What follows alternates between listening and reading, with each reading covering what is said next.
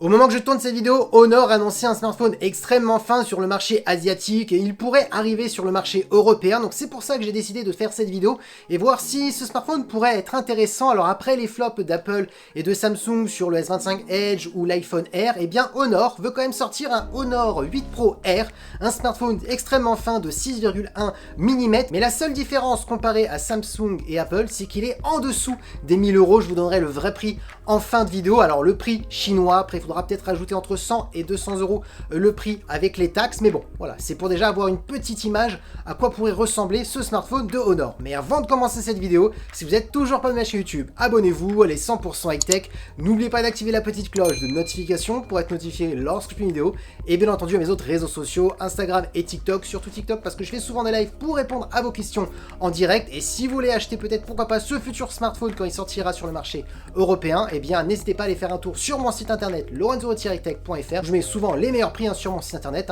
le lien sera en bas dans la description. Alors on commence par le design. Alors en termes de design, personnellement je le trouve vraiment très joli, surtout en coloris orange, alors qui me fait penser un petit peu à l'iPhone 17 Pro orange. On va pas se le cacher que ça a inspiré Honor de sortir ce smartphone de couleur orange comme par hasard juste après l'iPhone. Alors attention, je dis pas que l'orange appartient à Apple, mais c'est vrai que voilà, le sortir une année juste après, quelques mois après les iPhone 17 Pro, je pense qu'il y a quand même une certaine coïncidence. Dites-moi ce que vous en pensez quand même en commentaire. Donc je le trouve plutôt joli. Donc on est sur un smartphone extrêmement fin. Il fait 6,1 mm. Il est aussi très léger parce qu'il fait 155 grammes. Donc voilà, super. C'est le style de produit pour ceux qui cherchent ce style de produit, bien entendu. Même si on a vu que ça a du mal quand même à se vendre. Donc bon, est-ce qu'il y a vraiment une clientèle pour ce smartphone? On verra. Maintenant on va attaquer tout de suite les caractéristiques de la face avant. On a une belle diagonale de 6,31 pouces. Résolution de 1,5K. Technologie d'écran OLED, accompagné par un taux de rafraîchissement de 120 Hz. Ensuite, la marque a annoncé qu'on avait une dalle qui était extrêmement lumineuse parce qu'ils avaient réussi à atteindre des pics de 6000 nits, mais en pic constant, on a plutôt du 1800 nits, donc c'est ça la vraie valeur qu'il faut retenir. Et pour la caméra frontale, on est sur du 50 mégapixels. Donc oui, pour l'instant, on peut le dire,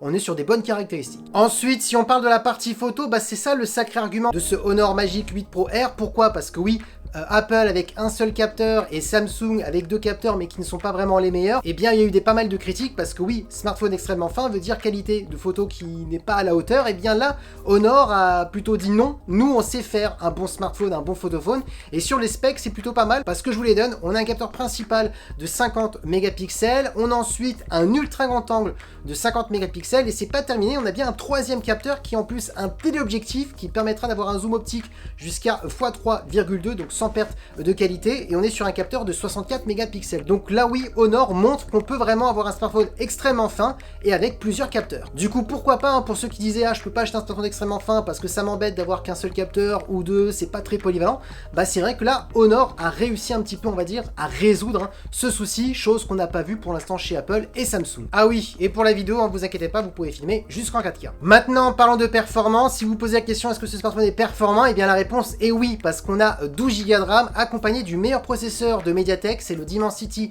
9500. Pour les personnes qui connaissent pas trop les processeurs de MediaTek, et là on est sur un processeur très haut de gamme qui est là pour concurrencer le Snapdragon 8 Elite génération 5. Donc oui, pour faire du Genshin Impact, Call of Duty Mobile, si vous voulez faire du gaming, ça fonctionnera parfaitement. Par contre, là où on peut pas dire que Honor est sûr d'être le meilleur smartphone performant, c'est parce que quand c'est extrêmement fin, et bien il faut avoir une bonne dissipation de chaleur, il faut pas que le smartphone surchauffe, parce que même avec Samsung qui possède un très bon processeur haut de gamme, le meilleur, et bien on sait que le processeur est bridé à cause de l'épaisseur du smartphone. Et là c'est plutôt de la physique, donc est-ce que Honor aurait trouvé vraiment une solution pour ne pas brider le processeur?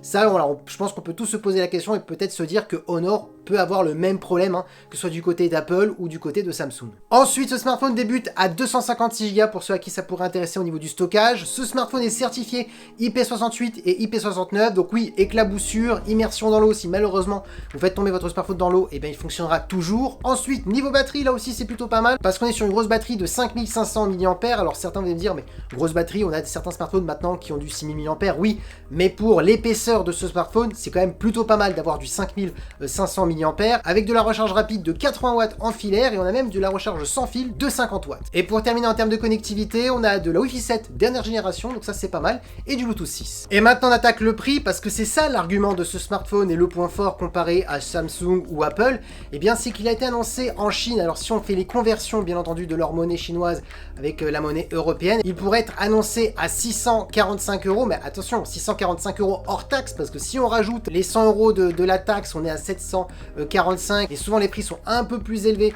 pour le marché européen avec toutes les normes, donc il y a les taxes, les normes, donc peut-être qu'on serait dans les alentours de 800 et quelques euros, mais même pour 800 €, ça serait une offre d'appel quand même dans les smartphones extrêmement fins, ça serait le smartphone le moins cher, parce que oui, hein, quand vous regardez les prix d'Apple à 1200 et pareil chez Samsung à 1200, il n'y a pas de smartphone vraiment moins cher, à part si le nouveau Motorola, mais là on est encore un cran quand même au-dessus au niveau de la photo, au niveau des performances, parce que Motorola a fait un smartphone pas très cher, mais dans les 700-800 € si je me rappelle bien en termes de prix, mais on est sur un processeur milieu de gamme, là on est quand même sur un processeur haut de gamme, donc c'est ça la différence.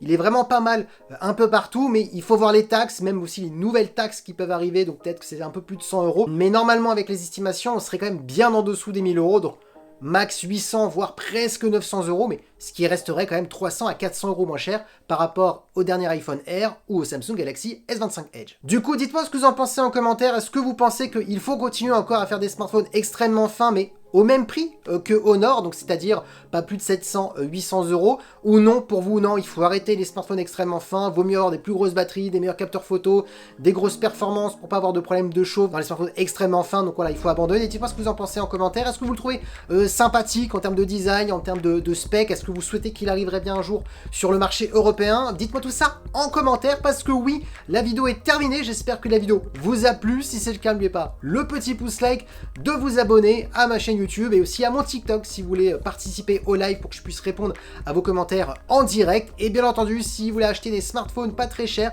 et bien n'hésitez pas à aller voir mon site internet lorenzo-tech.fr, hein. Il sera en bas dans la description. Et sur ce, on se dit à très bientôt. C'était Lorenzo High Tech. Ciao.